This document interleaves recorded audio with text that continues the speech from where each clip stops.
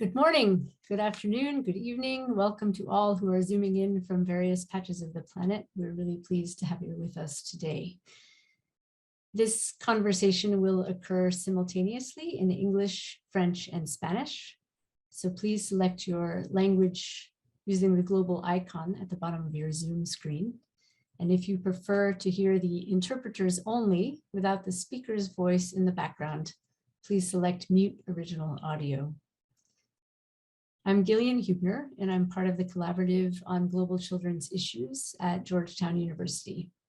As a collaborative, we don't do anything alone. We work in partners in research, policy, and practice to consider the complex issues affecting children worldwide. This forum, the Faith in the Family Forum, is co-convened with Catholic Relief Services and in coordination with the Changing the Way We Care initiative. It has been co-created with a multi-stakeholder collaborative design team, and with a particular focus on the Roman Catholic faith, we are considering the extent to which religious belief systems and practices have justified or opposed the separation of children from families in a variety of historical and regional contexts, including American slavery, Indigenous communities, and the use of residential boarding schools, the development and use of residential care worldwide, and in migration policy and response. The forum also considers the role of the Catholic Church in supporting vulnerable children, families, and communities, and preventing unnecessarily child-family separation. I'd like to introduce my colleague from Catholic Relief Services, Mary Beth Idu, who is one of our co-creators in this forum and a member of the collaborative design team. Mary Beth. Thank you, Gillian. Hello, everyone. So this is the second webinar of our Faith in the Family Forum's year-long series that we're focusing on Christian faith communities and their contributions to both the propagation and prevention of child-family separation across time and contexts. Our first webinar was last month on March 20th, and this focused on the theology of the child, or child attentive theologies, as well as children's care and protection. And recordings of this webinar are available in English, French, and Spanish on the event page for those who could not join us live, or if you would like to share it, which we encourage, with others. So you can find in the chat box the event page link. We invite you to go check that out. For those of you who did join us last time or who had a chance to listen to the recording, you're aware that our discussion tended toward the issue of child abuse, particularly clerical sexual abuse of children, which is a critically important component of children's protection and care that needs to continue being discussed.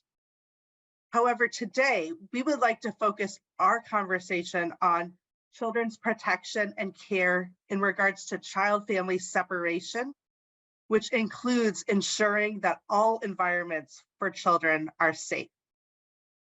Specifically, during today's webinar, we would like to explore the Christian call to care for the orphan that's echoed throughout Scripture and shared throughout Christian tenets, values, and ministries.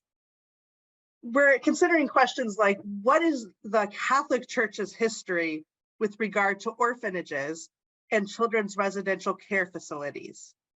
How have these practices changed over time in response to growing evidence about better care alternatives for children? And going forward, what does answering God's call mean for churches, families, orphanages, and other forms of children's care?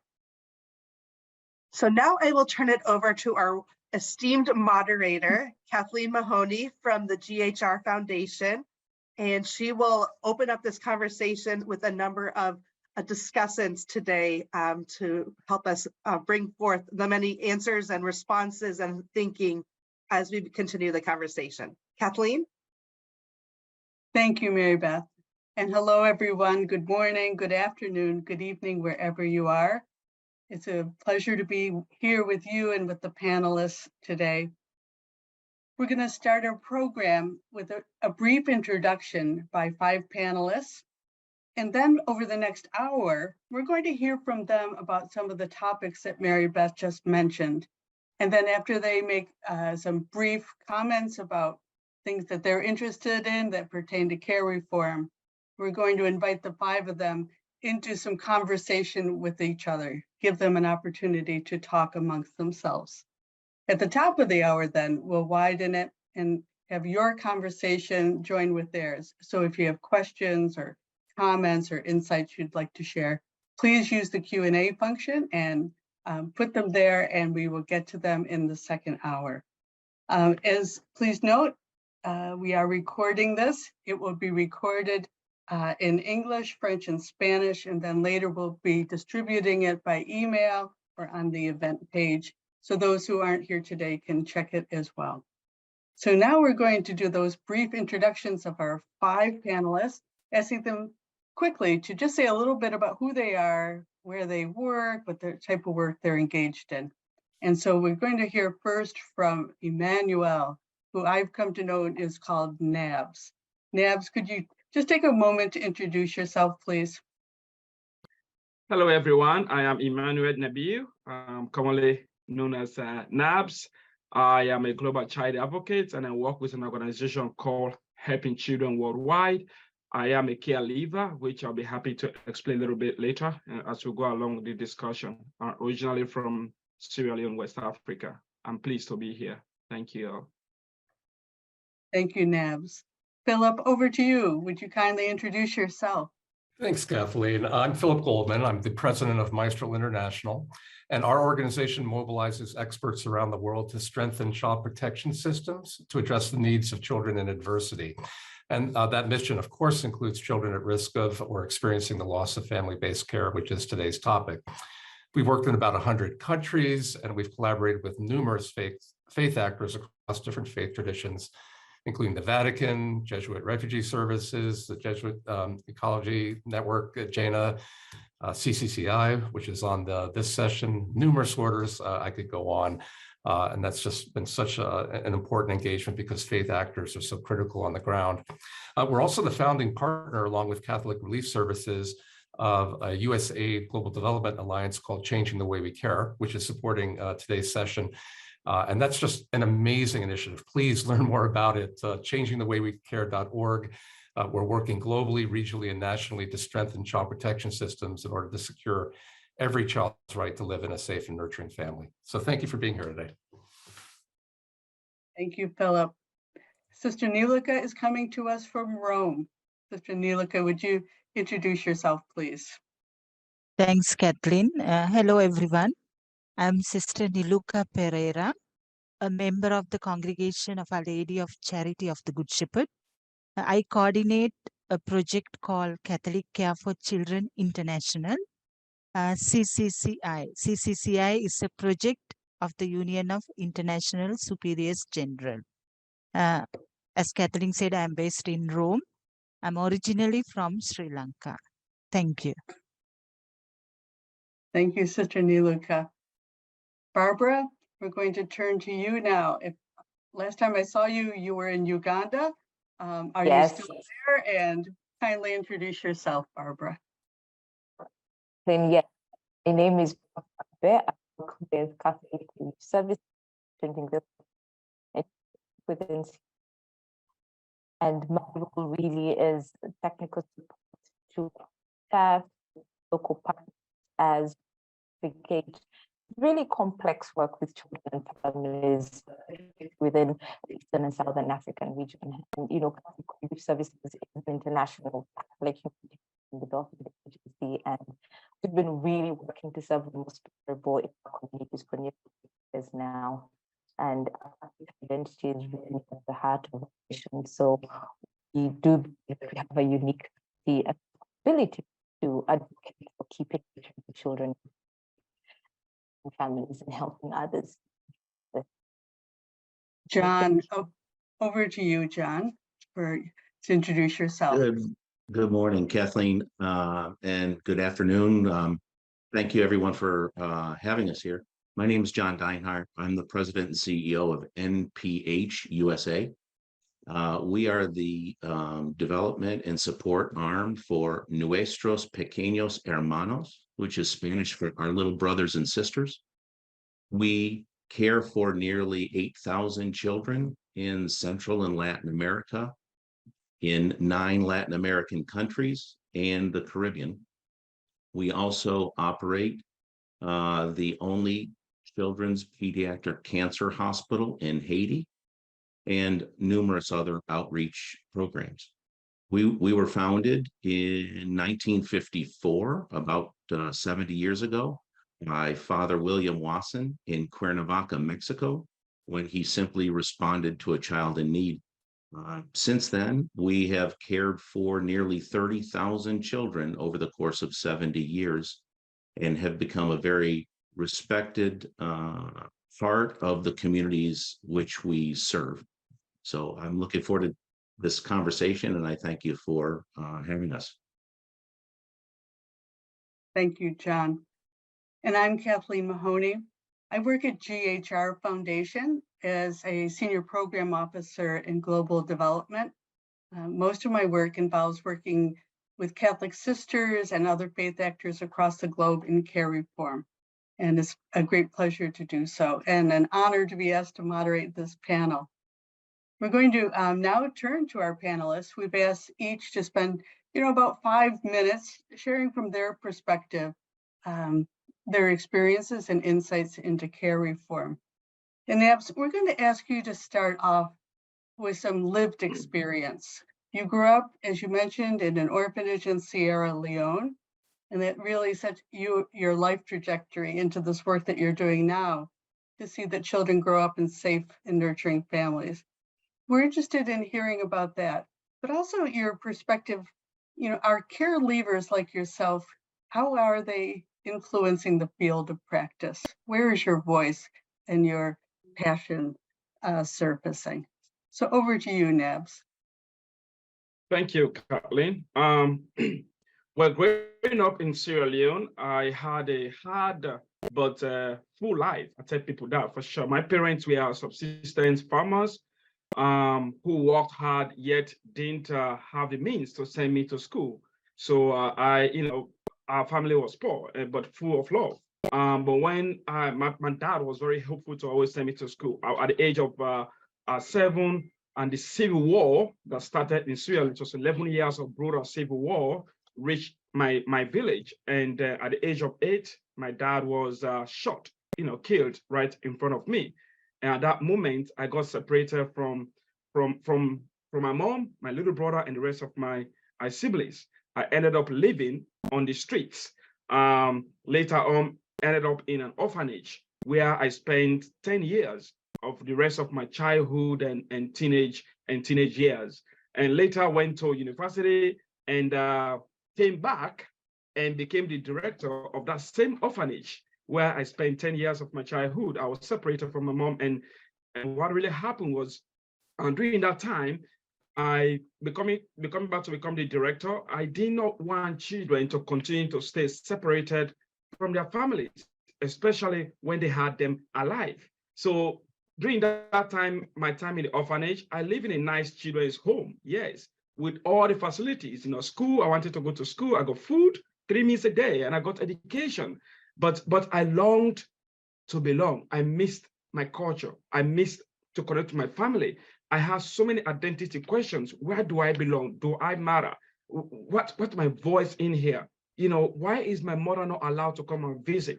Because that's what happened. So many of us, as I seen as a director, based on my own experience living there as a child for 10 years, always wanted to connect with my community, wanted to connect with my family. I lost my culture, my traditions, my language, everything like that, because there are a lot of all those things that go on in orphanages. So coming back, I started seeing as a director, many orphanages, including the one I was leading, we are not necessarily serving orphans, but mostly children coming from poor families. So I started asking myself, well, if they have families, why are they in orphanages? The same thing. Parents, I found out because of poverty. And so we started having research. we're hearing the research about there are 5 to 8 million children living in institutions, and out of that number, about 80 to 90% of them had at least a living parent, and almost all of them had families who could care for them. I was shocked as a director.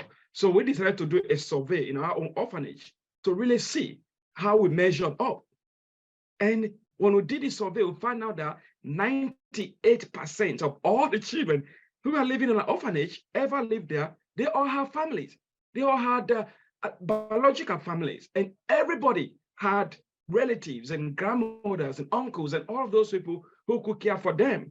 So it became very clear, and we started seeing a lot of abuse and other things that were going on in the orphanages, and work with other bunch of orphanages in the country, in Sierra Leone, and the government and people like that, and just to see this movement. So I was able to initiate the transition to say, hey, if you guys all want me to continue to lead this orphanage, I think the best way is to care for these children in their family, because they have families. We have traced them. So I was able to work with my staff, my partner organization, Helping Children Worldwide, based in the US, and then work with the government of Sierra Leone and work with involved people like UNICEF, involve a bunch of organizations, stakeholders, and trace the families that bonded these children together, did all the process involved correctly.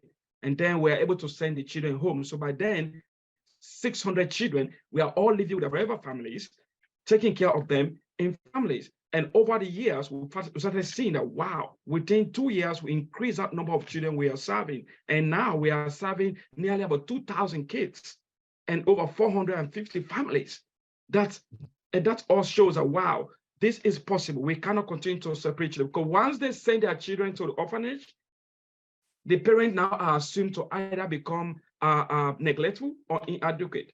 And because the orphanage now considers the families to be unsafe, they completely lose their ability to interact with their children. There's something they might not, this is something they might not have thought of in the first place, because the goal was wanted to be able to ultimately have these families be able to take care of their own needs, meet their own needs as much as possible. We wanted them to be able to thrive without dignity, with them being, instead of them being stuck. Because what keeps families apart, children apart from their family, is not those intangible needs like love and connection. What really keeps them apart, we found out that are those tangible needs that like access to food, access to education, access to healthcare, access to clothing. And of course, the problem is those physical needs, however good they are never enough to replace that love, that connection that family brings. I missed my family throughout that time. When I left the orphanage, up to today, I still struggle to communicate with my own mother, because I only spoke English in the orphanage. That was all I was supposed to speak, to be able to communicate with the missionaries who came to visit us for 2 weeks. And then while my family was out there, and the same thing. And many family, my mother came to the orphanage many times to see me, but could not allow access to see me. The same to other children, because we are treated as orphans. So coming back as a director and continue to see that this orphanage is becoming like the orphanage business, where children are being in our position eventually to become like tourists, kind of for tourists to see that, it started becoming more and more of a problem. So yeah, so that's how we led to that level. And we started seeing that the work I do now as a caregiver and part of a whole big group of caregivers here, we contribute to the updating and improvement of the state policies, among that and protecting children and advocating for them. We are influencing and advising and leading work to elevate the effectiveness of systems of care, shape advocacy support and policies, and inform the formulation of those best practices in care reforms, working with organizations like the US government. I am on the USA Care Leader Council, advising the US government on what is the best way to invest in children care, in child care, and reforming that kind of care. So it's more of that, the caregivers' voices are important because they have lived it. It's not a short term, it's a long-lived experience when you live through residential care or orphanage system. Thank you very much, Nebs. Your passion is ringing through, and what a strong statement advocating for change. Our interpreters have asked that we maybe slow it down a little bit, which is attention, because we get excited and passionate about our work, and we need to keep our talks to 5 minutes, our presentation. So it's, anyhow, we're going to turn it over to Philip now. And Philip, you've acquainted yourself, you're immersed in the history of the Catholic Church and its involvement with orphans and vulnerable children in residential care. So it's a big task, the history, briefly. How did we get here and where do you think we're going? Thank you, Kathleen. And just to say what a privilege to follow on NABS, the most important voice, I think, on this panel. And NABS, you asked, do you matter? But boy, do you ever matter? And for all the reasons that you presented today. So thank you for joining us. Okay, so if we're going to look at how the Catholic Church has come to develop and embrace residential care for children, we're really going to have to look far, far back in time to see how this issue is nested in the historic vulnerabilities of certain women and children. And for today's discussion, we would refer to them as they're referred to in the Bible as widows and orphans. Cheryl Strimple at Southern Methodist University recently published an impressive overview of that history. And she traced the concept of the protection of widow and orphan all the way back to pre-Christian times, to Mesopotamia in the 3rd millennium of BC, when royalty promised not to turn widows and orphans over to the powerful.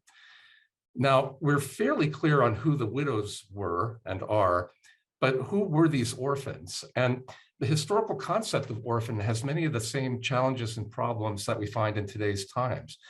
Back then, like now, the word orphan was not always used to describe children who had lost both parents, and often referred specifically to the loss of a father.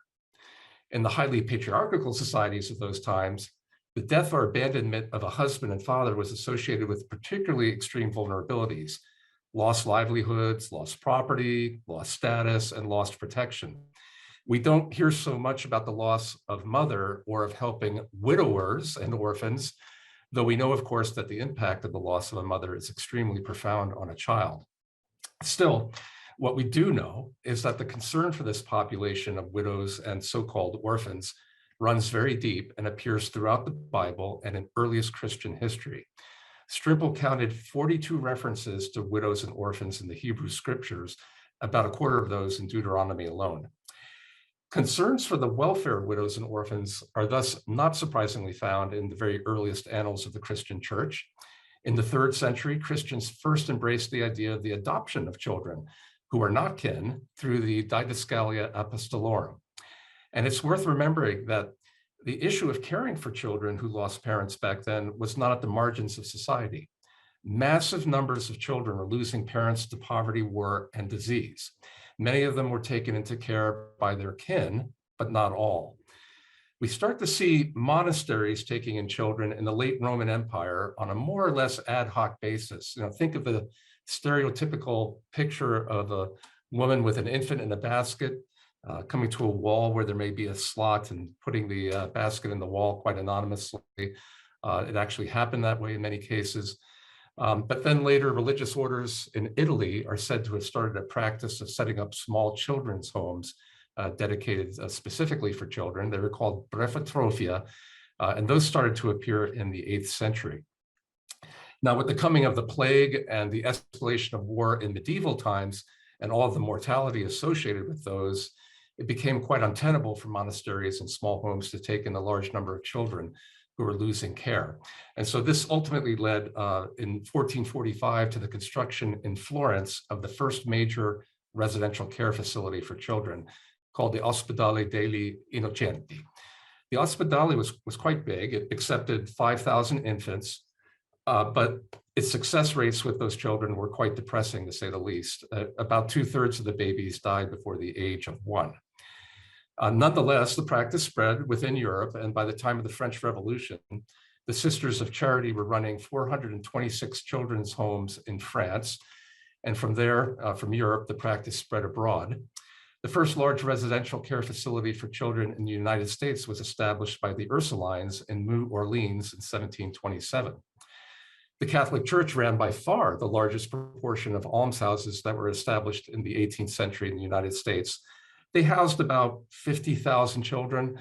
And to Nab's point, back then as of now, only 27% of children in those homes had lost both parents. There were living parents for the great majority of those children. So-called orphanages were established around the world. We say so-called because, again, to Nab's point, many of the children are not true orphans, but they were established around the world through colonization. I'm afraid we could spend many sessions on the issue of the tragic placement of indigenous and native peoples in residential schools, an issue which we're really grappling with to this day. But all that being said, and continuing with the history, it became clear by the 19th century that this model of large-scale residential placement of children was leading to horrific results. We already heard the Italian story, but let's come here to the United States at Blackwell's Island. The pre-1860 infant mortality rate at Blackwell's Island, New York, was greater than 95%. A physician reported in 1896 after visiting the facility that, quote, "The superintendent informed me at my first visit that it would be an act of humanity if each foundling were given a fatal dose of opium upon its arrival, since all of them died." And these tragic results actually didn't go unnoticed by the public. You know, there was a huge upswelling of writing, of fiction, of drama about so-called orphans in 19th century novels, and not just by Dickens, but by many other authors. Physicians at the time were extremely concerned by what they were witnessing, and there was an emergent understanding that children in these institutions were not only suffering because of the lack of nutrition and disease, but because of other complex causes that we understand much better today and that NABS touched on: the lack of individual attention, of engagement, of protection and love in a safe and nurturing family, which has terrible ramifications for kids. So by the mid-1850s, I'll try to move quickly from here, we start to see the beginnings of a movement to focus on finding family care for children experiencing loss. New York's Children's Aid Society pushed through a state law requiring that all children over 3, quote, "not defective in mind or body," unquote, to be placed in families. Then there was the legacy of the orphan trains, a whole nother story. But the first Catholic foster agency was founded in 1898 by the St. Vincent de Paul Society, and it was called the Catholic Home Bureau. And the critical turning point came in 1909 with Theodore Roosevelt's Conference for the Dependent Care of Children, which was the foundation of the modern child welfare system. And that was the first time we had a clearly articulated policy that the US should move away from residential care for children and towards family-based care options, including foster care and adoption. And the Catholic Home Bureau was a very loud voice in pushing for a shift in that direction. And of course, in later years, Europe followed suit. I'm going to stop here, as I think the history since then, over the last century or so, the shift away from residential care in the United States and Europe to the development of foster care and adoption. There's a whole story there. But then there was the explosion, and I think this is a subject today, of residential care across sub-Saharan Africa, other parts of the world, the Soviet Union and Eastern Europe. And what I want to leave you with is 2 things. One is the history of Christian religious engagement on this issue runs millennia deep, and I hope that message just came across. And I also think that we're here today to challenge that history and the fundamental paradox that has led higher income countries and societies to do away with these large institutions because of the terrible harm that they do, and yet to have the well-meaning and faith-driven actors, through all their generosity, globally promoting the residential care model to the tune of billions of dollars a year, despite the harms that that model is doing to children. So thank you. Thank you, Phil. That was an amazing amount of history that you covered. And thank you very much for distilling it and so ably. We're going to turn it over now. Sister Niluka, we're going to ask you now to think about the church's response, and in particular, the role of women religious in shaping care reform. Tell us about Catholic Care for Children International and how it's helping women religious across the globe transition away from institutional approaches to care towards more family-based approaches. Over to you, Sister Niluka. Thank you, Kathleen. Let me tell a bit about the UISG to understand the context of which the CCCI operate. UISG is a member organization. Members are the superiors general of nearly 2,000 women religious congregations. UISG represent around 600,000 women religious on the ground. The role of the UISG is to give leadership in religious life and support religious congregations to keep their charism alive into today's context. The recent statistic indicates that there are nearly 10,000 orphanages owned by the Catholic Church, serving to many thousands of the children. When we look around, we could see that women religious congregations are at the forefront in taking care of the children. Majority of the Catholic sponsored institutions are in the global south. There are two different sets of mentalities of taking care of children among the religious. The vast majority of them still feel that institutional care is the best option. There are many reasons for them to feel so. Working in the care sector for many years, what I feel that we need to address those reasons which hinder them to look beyond the institutional care. Some of the hindrances could be, first, lack of capacities, skills and training for them to move to other options, so that we fail to read the signs of the time and make the care relevant into today's context. We feel that we do the best to the child in keeping the child in the institutional care. The second, sometimes religious congregations, we tend to work as isolated entities, especially when it comes to taking care of children. We need to understand that with our limited resources, we cannot serve to all the needs of the child. Reintegrating child back to the family or to society, it requires a lot of resources, efforts. So we tend to feel, because of this, we tend to feel that reintegration is not possible. Third, it could be the way we look at the concept of care or our approach to it. If our way of approach to care is fully painted with the notion of charity, we may fail to recognize a child as a person entitled to rights, like her right to family, right to participation, right to development, etc. We may not see the child as a rights holder, and we as duty bearers, the one who is responsible to give the rights to the child. On the other side, we could see that there are congregations and groups of women religious congregations. They are convinced and they work to bring the changes in taking care of children. The development of Catholic Care for Children movement is such an innovative effort of the women religious. Catholic Care for Children is a sister-led, charism-driven movement to ensure children grow up in families.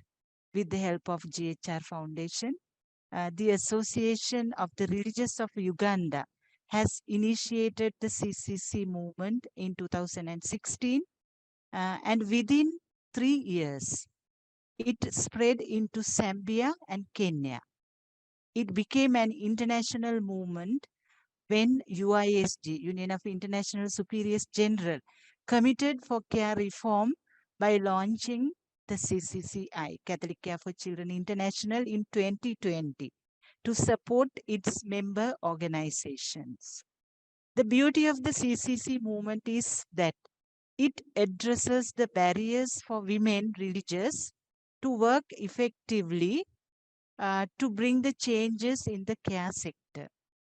CCC, it try to connect the religious institutes that had been working isolated in the care sector, brings them together into a common platform at their respective country level, and facilitate the process to identify the ingredients needed to update their work in the care sector, develop the skills and capacities needed of them leading the change. I like to highlight that the sisters in the CCC countries have become champions in care reform. CCC members, both sisters and caretakers, received professional training and skills in social work, counseling, psychology, child safeguarding, case file management, and many other skills in taking care of children. Now they are better equipped to provide care for the children. Sisters are now more engaged with the families and communities and try their best to empower families, families socially and economically, so that the child can go back to the family. Sisters now know how to reintegrate a child into the family, society, and to prevent, to discourage if a child seeking entry into the institution without a valid reason by offering other alternatives. They now know how important it is to work with like-minded organizations, including government, other faith-based organizations, and other NGOs. CCC members influence other religions through their best practices by using different channels. CCC members are in 5 countries. They belong to 110 congregations. Thank you, Kathleen. Thank you, Sister Niluka, for telling us about Catholic Care for Children and how women religious are beginning to transition by working together away from so much institutional care and towards family care. Thank you, Sister Niluka. Barbara, we're going to turn to you now, and we'd like to hear from you a little bit about what this looks like from the community and the family level. You know, so often in care reform, we hear about a deep need to strengthen families so that children aren't separated. And what does that mean in practice? But could you also address one of the concerns, because not all families are safe places for children. So could you share a little bit, Barbara, then about strengthening families on the one hand, but taking into account safety needs of children? Barbara, over to you. We know you may have a little bit of audio challenge, but we're going to do our best. Over to you, Barbara. Thank you. And I think because of those internet challenges, I would leave off my camera. Apologies for that. So yeah, within stress and children's care, we've been working at the community and family level to demonstrate how we community to better and even respond to most vulnerable in our communities, demonstrate how families can be and supported, play active roles to children and young people's voices actually be elevated, that their views, feelings, wishes are heard. And when we talk about strength, is really what we're looking at is how we practice with families to. Yep. Barbara, I'm going to interrupt regretfully. The audio, I don't know, I'm seeing a few heads are shaking and we're not able to understand you regretfully. So. I'm sorry about that. Is this a little better? Yes, whatever you just did is working. Okay, I apologize.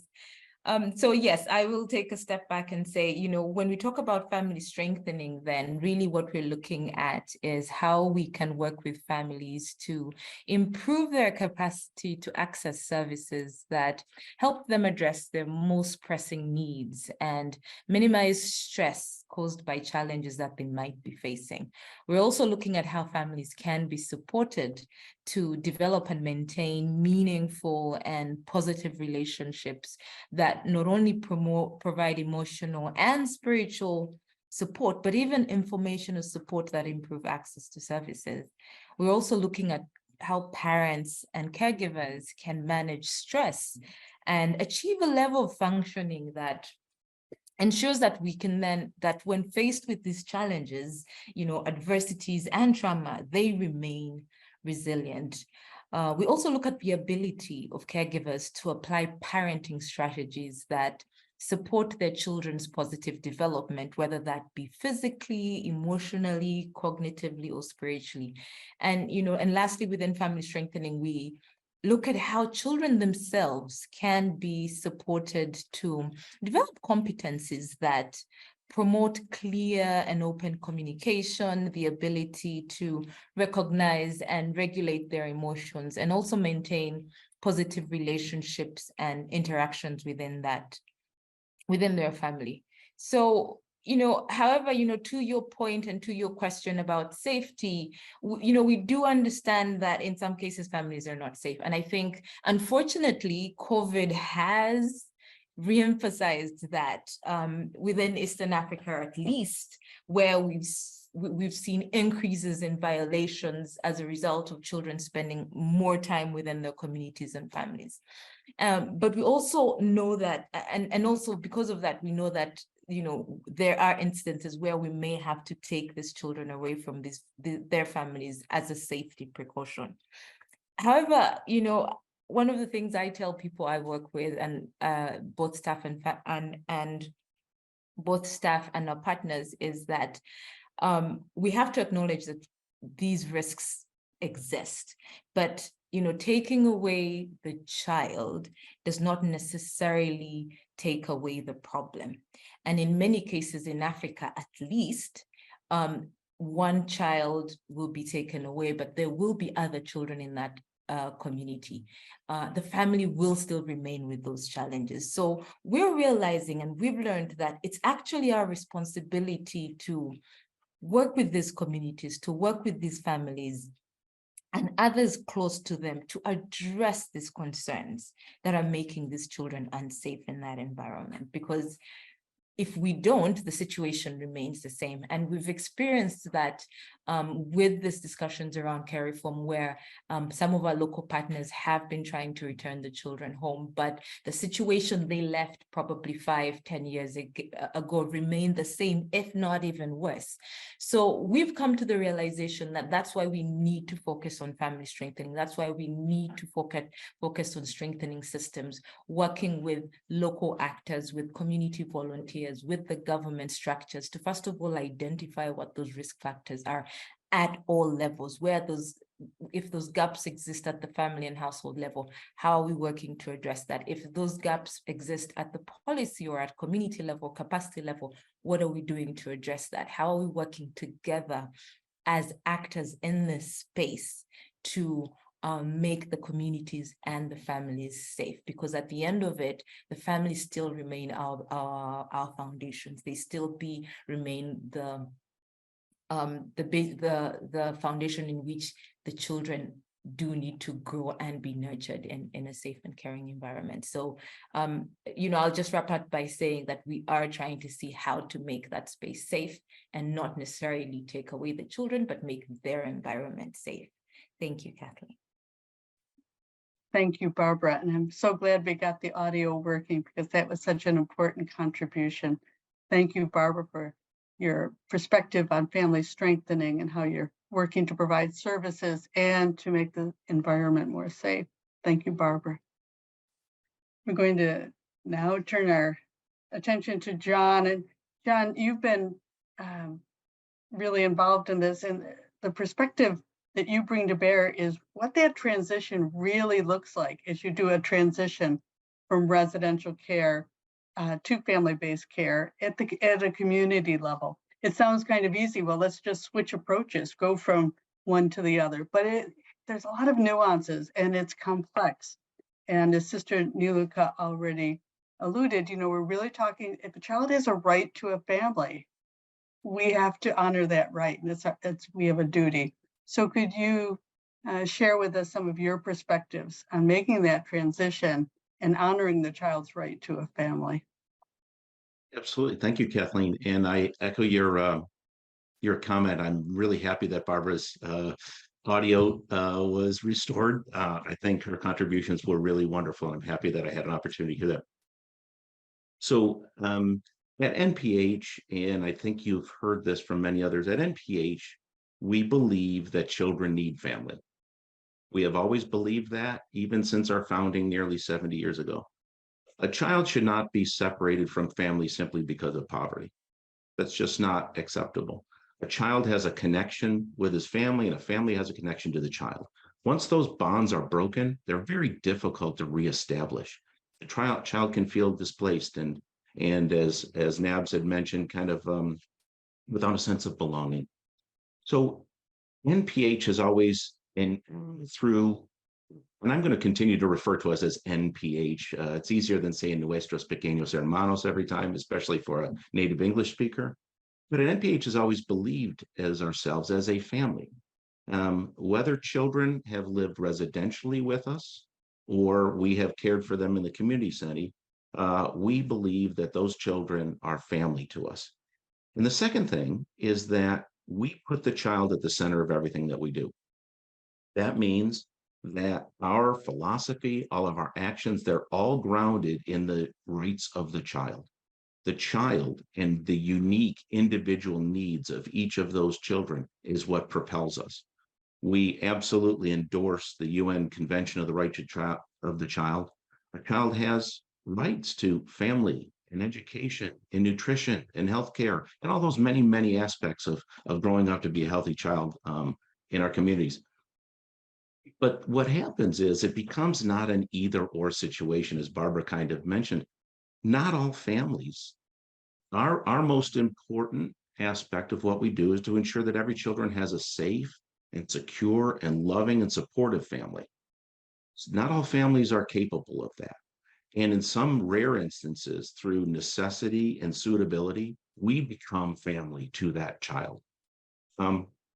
Where we have been in our transition as an organization has been moving more toward family-based care over the last nearly two decades. I can actually remember an instance, the first one that I had heard of a community that lived outside of our area, our campus in Miaquetlan in Milpitas, Mexico, where about 30 children and their families lived on a landfill. After consulting with those families and wanting to reach out and have them have access to those things that they needed, we were able to bring some of those children to our home to care for them, to make sure that they were clean, had 2 meals a day, and went to our schools, and then return them to their families at night to be able to strengthen them. This was in the mid-90s, and I'm happy to let you know that since then, in the early 2000s, that landfill has been closed, and but the impact of working with those families in education and caring for their children goes on. As a matter of fact, one of the kids that was in our schools is graduating from college this year. So that's a wonderful story of reaching out. Each one of those circumstances, as we reach out, has a different dimension based on the different child. I actually pulled this because I was just here. I have this picture of David, and I met David in the Dominican Republic just last month. And David lives in a batey right near our home with his mother, and we support them with nutrition, with access to medical care. And I walked David to school that morning, where he has his backpack and his books, and he's able to have both well care and sick care checkups, to have access to our schools and wraparound services for his family. So in all of these instances, we look at the child first and the nuance of that family. And as Barbara mentioned, it's not as easy as just flipping a switch or stopping one program and starting another. Not all orphan care does not necessarily mean orphanage, but in some situations where we have to be helpful in security and education and empowering the child, those children come to live with us. We have over 400 children that have significant levels of disability, so significant that their families are unable to care for them in many regards and not have access to the services that will help them. So many of those children can become family to us for life. They know that in that secure situation, they're not going to be adopted out or gone from foster family to foster family or go in and out of unstable situations. those are really vital to know that they have a safe, secure, loving, and enduring family. We also have situations where we work in communities to help empower young girls, especially young boys, to grow into the fullness of themselves, to ensure that they have access to education and, again, medical care and counseling, so that they can break free from the cycle of poverty into which they're born. So in each of those circumstances, we believe that we can be family. As a matter of fact, 5 of our 9 national directors were part of the NPH global family today. They were raised in our homes and believe that they were part of a network that's connected and real and powerful. Now, we believe in family. We believe that the best place for a child to be raised is with their family, with their brothers and sisters. And when we do have children in our home, we welcome their brothers and sisters to live in a shared environment with them. But not always that's the case. It's a difficult challenge to provide both residential care as well as community-based care. We have over 140 services in the community, and we are challenged to make sure that each child gets what they need specifically. Kathleen, I can probably go on, and I'll expect you'll probably want me to cut my comments short, but let's leave it at there and let some of the other panelists have an opportunity to kind of weigh in. Thank you, John, and to all the panelists. Your commitment and your passion for children and children's opportunity, their right to grow up in a family, is just ringing through loudly.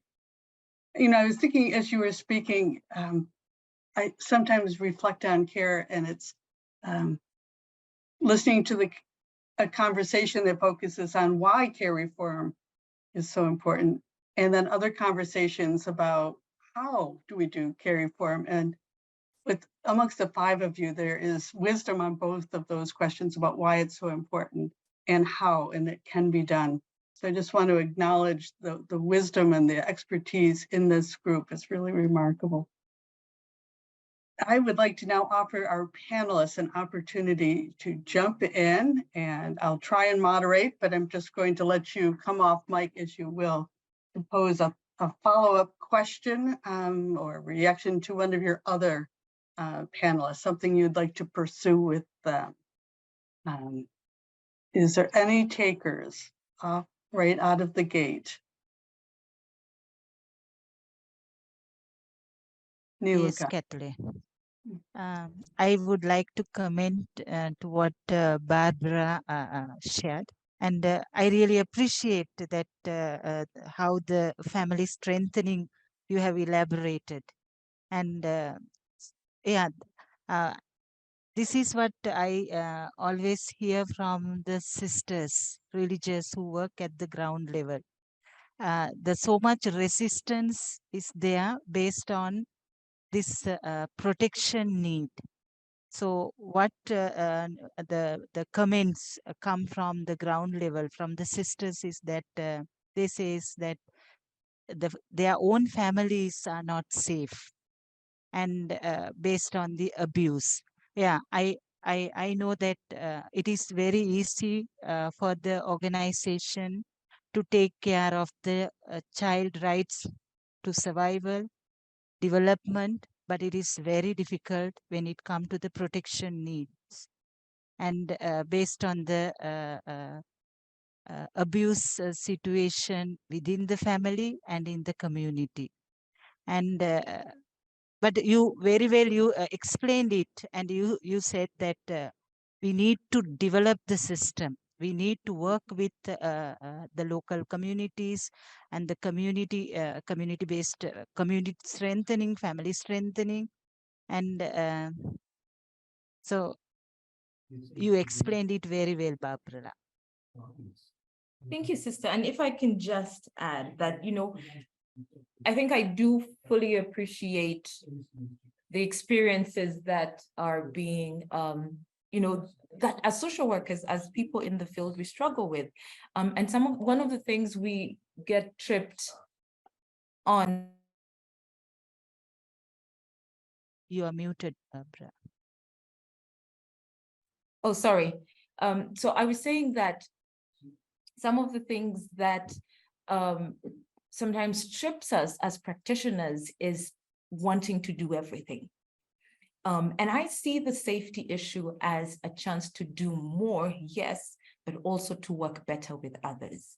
Many times we think, okay, these issues, the family has, 10, 15 issues, and, the community is struggling with X, Y, and Z, and we need to carry it all. But, learning has demonstrated that we don't. We just need to work better with others. We need to know who is closest to the family. We need to know who else is doing what. We need to know what our role can be, what our contribution can be. And to others, it might be caring for the child while they're in care, while they're in the institution, but coordinating with others closer to the family. How are we helping them improve the situation there, and also maintaining the connection with the children, so that at that point where that transition has to happen, that is also something that we support in doing. Yeah, Thank I mean, if I may add a little bit to that, it's important. We're talking about the abuse as well, and that was another finding. It's out there again. Research shows that normally we think one of the assumptions of orphanages is that I cannot send these children home because there is more abuse in the home. But the research really shows also there is abuse in institutional care is normally about 8 to 10 times higher than abuse in the a lot of abuse that goes on in institution. The challenge here is it is largely hidden. People don't see that. That's one of the reasons why most of the institutions are far away from town. They are concrete walls, many things. Take it from me as somebody who grew up in an institution for 10 years and who work with other orphanages who are visiting children in those institutions. It is hard. It's in there. The abuse is there. And so I agree to Barbara's area. That's why before sending children home, the first thing think about, you don't want to send them to an abusive situation, of course. You need to understand the reason why in the first place, why they came to live in those institutions. So we talk a little bit about that. When you send them home, that's why we do a whole ecology of the child, a family tree. The mother is alive, the father is alive. Are they the appropriate people for the child to go to? If not, the auntie, the uncle, the grandparent, see down the family tree, who is the most appropriate person that the child can go stay with now. And then what do we need to do? A thorough assessment that we use is called the Family Status Index. They call it the Child Status Index, which a Pet Farm in US, some of you are aware of that too. They assess every child, every family, what is your need? We're not going to solve all the needs, as Barbara is saying. You're not going to become rich, but what do you need to get you to this level? And we'll put you on a care plan. So your own contribution comes as a family, the community, and the organization, so that you can be released from support. And then why the mother is not ready now because she's abusive, because she's in drugs and things like that, can come later, why the organization helps to deal with her to make her situation better. But we know there are a lot of excuses about things like that, but it is possible. The thing here is there's no orphan crisis. We have family preservation crisis, like family. The child is not the problem. Taking the child out is not a problem. But what is that is tackling the root cause, which is extreme vulnerability, extreme poverty. And that can only be overcome by strengthening the families, empowering their communities. Because once the families get strengthened, they start getting stronger, the community also starts getting stronger, and everybody wins, and the child is there winning. So it is possible. It is possible. Thank you, Nabs. One thought, if I might add, Kathleen, this really goes back to those gatekeeping features. I think it's very important that we understand what the opportunity for that family is and what the true need is. Nabs, I 100% agree with you. And having a real robust and very complete system to ensure that how are those needs going to be met. I want to give you one more example. I actually keep this picture on my desk. This is a picture from a family in Guatemala who I spent some time with. Two of these children, the one on the right and the one on the left. I'm not sure if I'm doing that the right way for the camera. We're living in our home, in our orphanage. When the entirety of the family assessment was done, we spent a lot of time with this family and saw the most loving, caring, supportive family, and worked to reunify that family so that they have access to those things that were breaking them apart. We provided education materials. We even got Emerson a computer at one point during the pandemic so he can participate online. But that is the real challenge, is to make sure that you're assessing the needs of that family and trying to help them connect to those resources. But again, primarily is to ensure that that safety, that security, and that support. I have a question for the, oh, Philip's going to come in and then I'm going to follow with a question. I promise to be brief this time. I just wanted to follow on what Nabs was saying earlier, because it was so eloquent, and also I think resonates with what we've been seeing around the world. But this question of violence is very interesting, because UNICEF calculates an enormously high prevalence of it around the world, about 1 billion children a year. And when you drill down to some very well designed and conducted violence against children surveys that have been conducted in some in many countries, you often see 60%, 70%, 80% of children being subjected to physical and sexual violence and abuse. And so this is a real, it's a rights problem, and it's a huge public health problem, and it's endemic, and it's everywhere. And yet you also see that, to Nab's point, all the strategies that are being pulled together to address violence against children do not include institutionalization or residential placement in the mix, except maybe in a short, temporary kind of setting. This is the ideal. And there are frameworks that are trying to address the roots, but it's, as has been said, it's the lack of systems. It's we've never seen a development of that social work function in countries, case management, all the tools that are utilized to do effective gatekeeping and placement, and we could go on and on. And so this is a big agenda for the world, for all of us. The other piece, though, I want to bring to this particular audience is the power of the pulpit.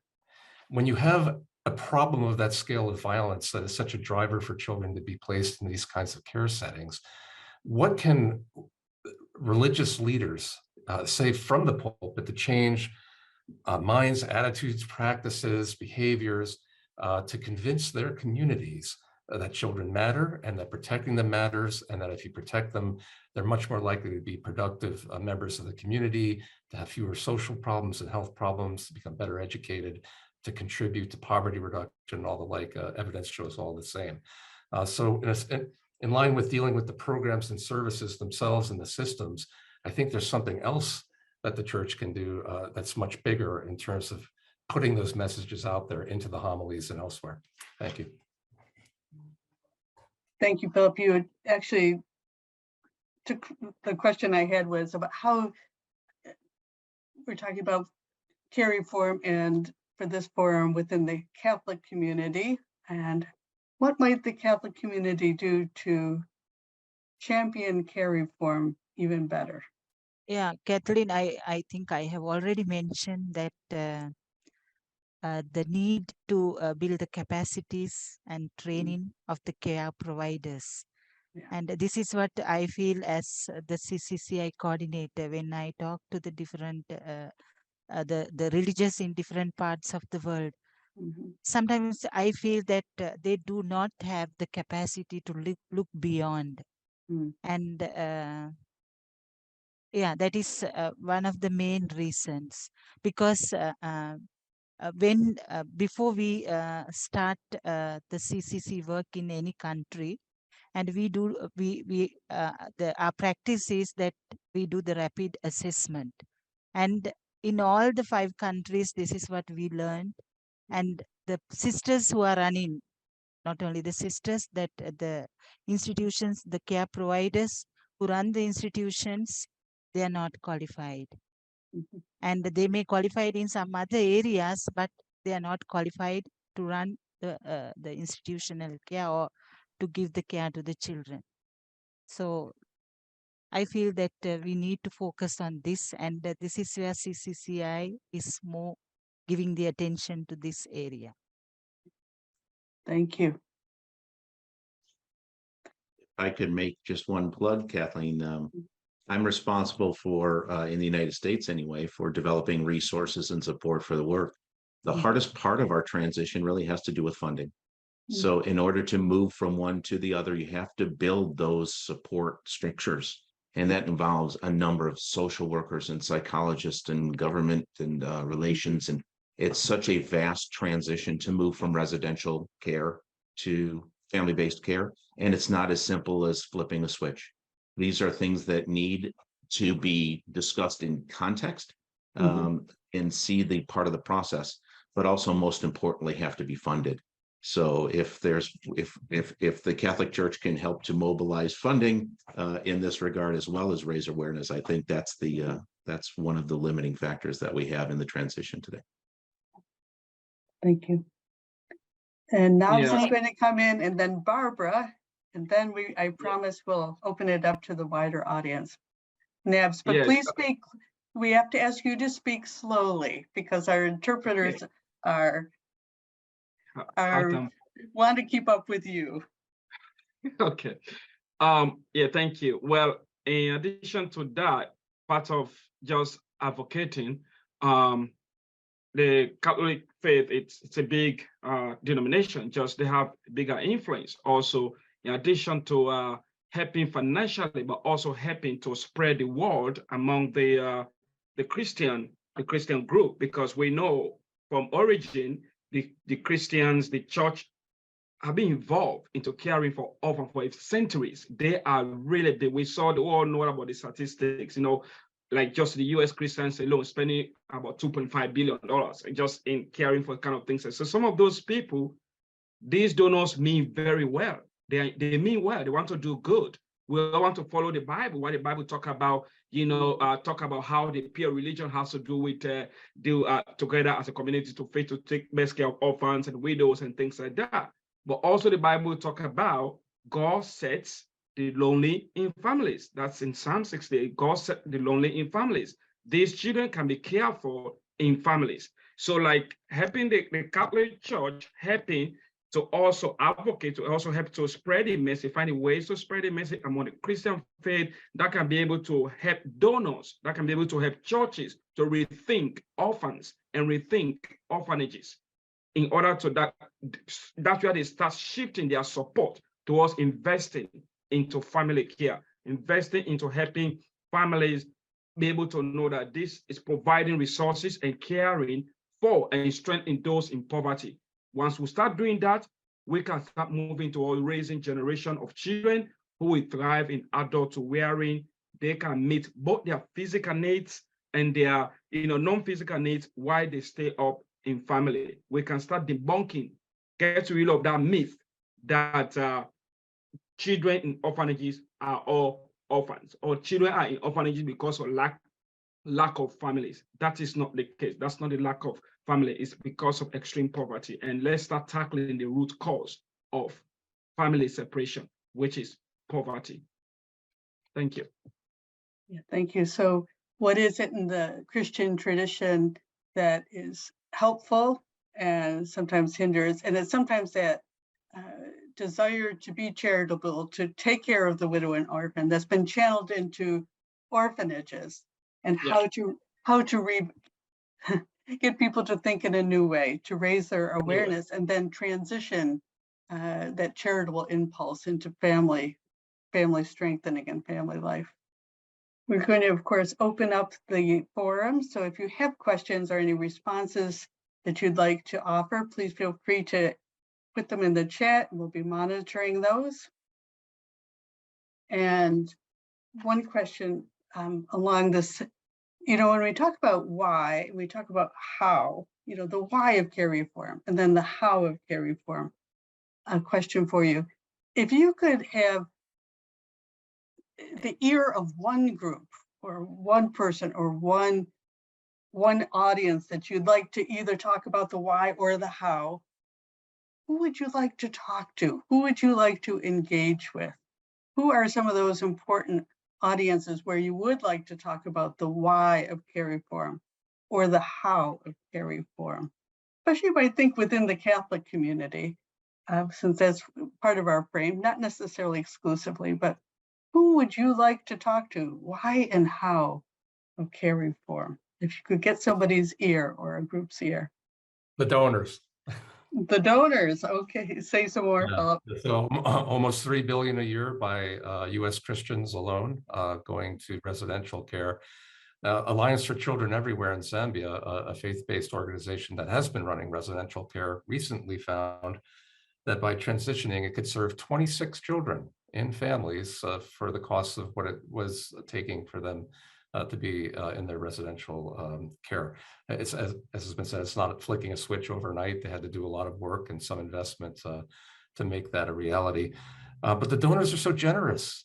They're really well-meaning. They're not contributing to these harmful models intentionally. They really want the best for the children. So if we can get more at them and start to help them to redirect the resources to family and community-based care, to this family strengthening and the like, I think we can make a tremendous difference, not only promoting best practice models for children that work, but reaching many, many more children with those root causes that need to be addressed. Yeah. I will also start with the donors. They're very important. And in line with that, like when we started to transition, when we kind of thought about transforming our care, orphanage to family-based care, we only informed the donors. And they said, wow, some of them, they don't really just know. They don't know what to do. They have the resources, they want to spend it, but they don't know whether this is the right way. They only want to help the kids. But yes, we can help the kid. The kid is in the center, but the child, there's a family around it, there's a community around it, there's a government, there's all this structure. Once they understand that, they can follow. That's what they did. They follow all of us. So, wow, why didn't you transition this orphanage many years ago? We said, well, we also just learned there's a better way now. So the second group of stakeholders there will be the founding members of these orphanages as well, because this will happen in most of the orphanages in Africa, where I come from. These orphanages are being founded by sometimes the bishops, by sometimes pastors, but sometimes even people from here in the US, or the donors they go there, they form these orphanages, but sometimes they are hard to let go because they want to take it as a source of revenue coming in there. Working with orphanages, I saw orphanage leaders talking about, you don't want us, if we transition, you're going to take bread out of our mouth, you're going to take job away from us. So it's more like the orphanage business, but we are taking that love, that connection from the family, from the children and family. I have a lot of living testimonies here. And also the third group is the family themselves, because most of these families who send their children to orphanages, they are illiterate. They are very poor. They just want the best for them. So they do not really understand the importance of children growing up with you, the importance of that bond, that communication with them. They feel vulnerable, they feel incapable. They think they are not enough, because we tell them, and this is the thought they have, and which also outsiders like sponsors, organizations, sometimes unintentionally reinforce, because by giving handout instead of hand up. So making that switch from handout to hand up, helping the families to really understand that they are capable, they are enough, they can take care of their own children. This is what help we can need. What can you bring to the table? You are smart enough to make your situation better. They can do that. So we can continue to help them, not to reinforce that belief that they are not enough and they are not capable, but they are just awesome to do things like that. So those categories are very important. So donors and families. And Sister Niluka? Yeah, Kathleen, with my background, my priority I would give to the superiors general and the church leaders, because I feel they are the owners.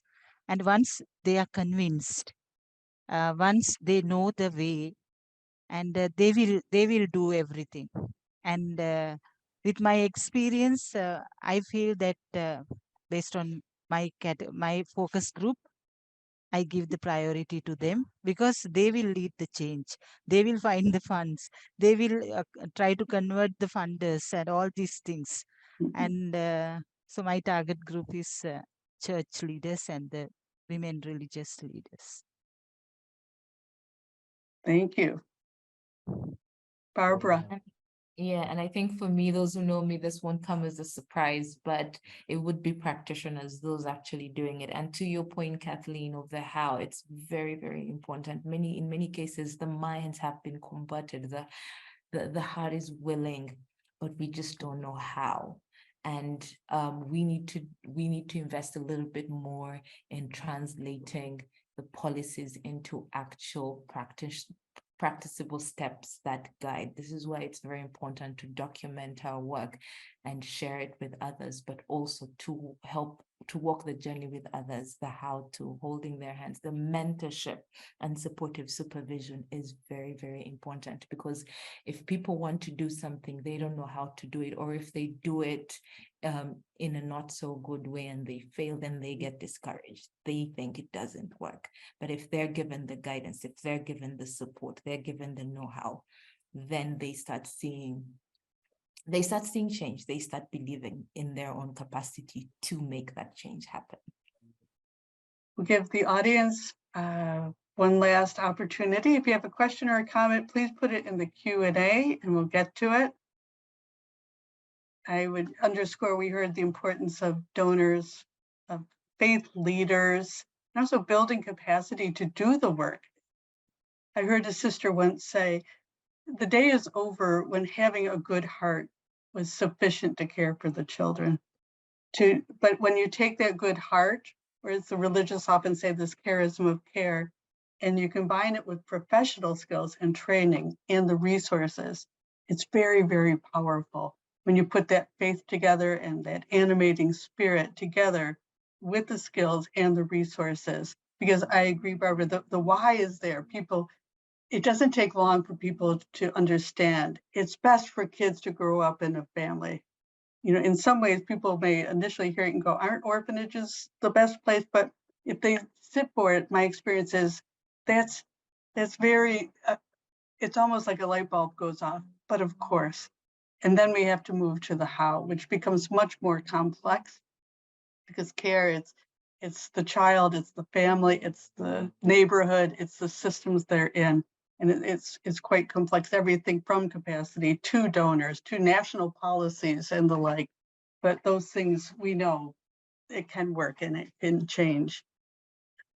Let me give panelists one opportunity. You've got one sentence to wrap up, and then we'll begin to wind down our time together. I think what I'll do is I'll just go around my screen because where you are. Let me ask John, do you have a closing thought or something like you share your one sentence for today? Kathleen, those who know me, I'm a little bit better with an infomercial than a 30-second spot. So one sentence is probably not my. I would invite all of us to look at those partnerships. I think the how, as Barbara mentioned, is really important. Connecting to those resources and those other shared folks that can help us. We have many of them on the call today to connect the how. The why is certainly willing. The how is always difficult. And if you can be part of this, strengthening families, not just strengthens the family, but strengthens the society, and then the society strengthens everyone. So we have displacement issues around the world. If we can address those at a family level, all of these issues can be addressed with the right focus. So thank you for allowing me to be part of this illuminating panel. Great, thank you. Philip, your one sentence. Well, from the perspective of the how, I would really encourage those who are interested to connect with Changing the Way We Care. Again, that's changingthewayWeCare.org, which has a lot of materials and resources for considering a way forward.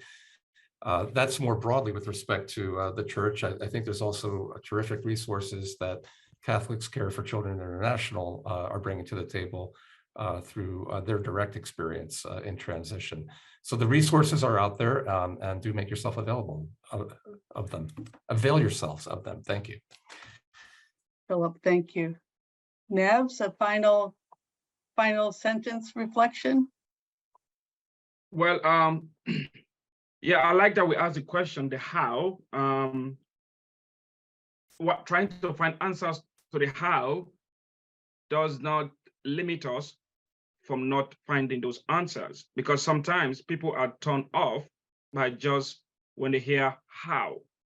You know, this is a good thing I can do. How can you do that? Then that sucks out that creative juices, that creativity, and then they just go back to to doing the same old thing they have always done, and still we're trying to expect new results. So in that much, we want to make sure we send children home, and we know why, because it's healthy, it's important for them.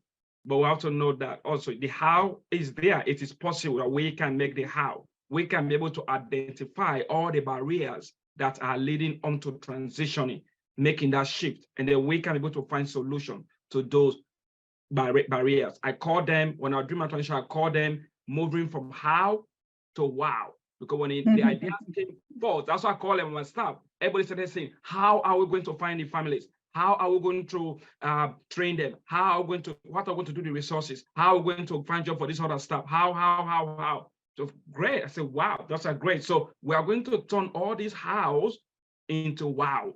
So we listed all the barriers, we started finding the solution to them. And there are solutions. It is not at the beginning, but now there are a bunch of organizations who have done this work. They have shifted. So now it is possible. So yes, my sentence here is we turn those hows into wow, because we are so smart. We are capable. Thank you.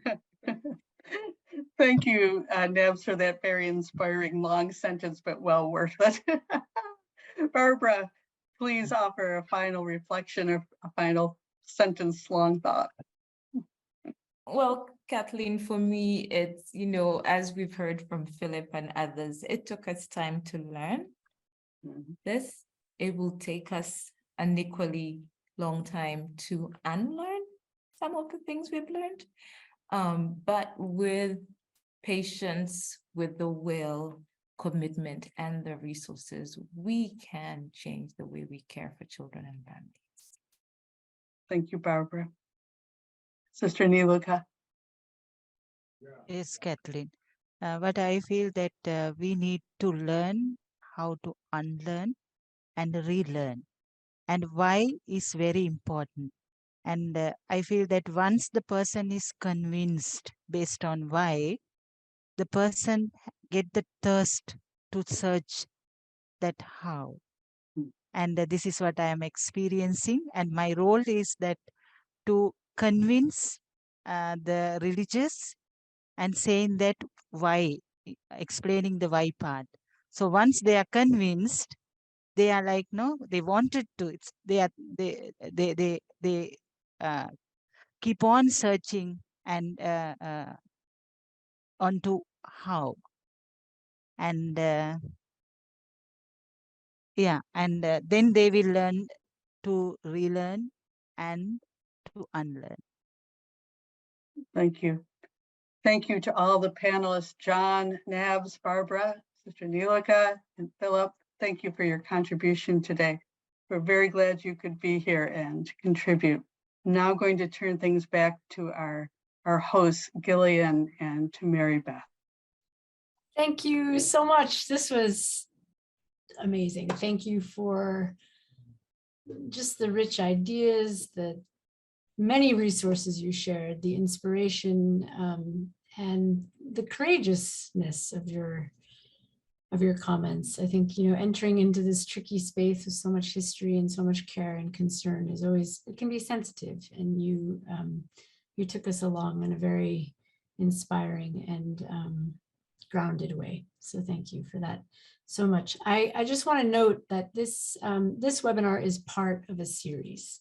So we started in March with a webinar on the theology of the child in children's care and protection. We're going to be continuing the series in the fall. We're going to take a summer break to do some, well, it's not a break. We're going to do more research and more reaching out to partners.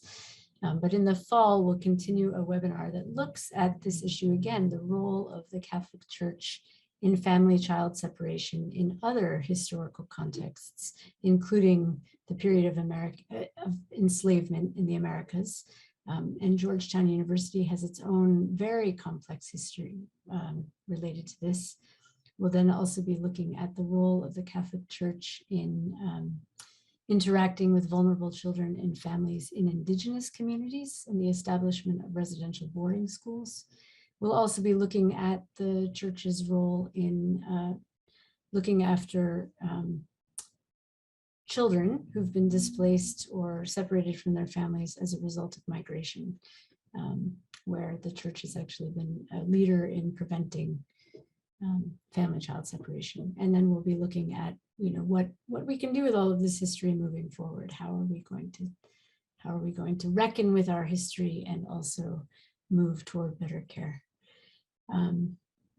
A few opportunities this summer. Well, actually just now, we've released a call for content. Our forums are always open. We want to hear from, first of all, persons with lived experience like Nabs. Thank you for joining. But also researchers, practitioners, policymakers, faith leaders.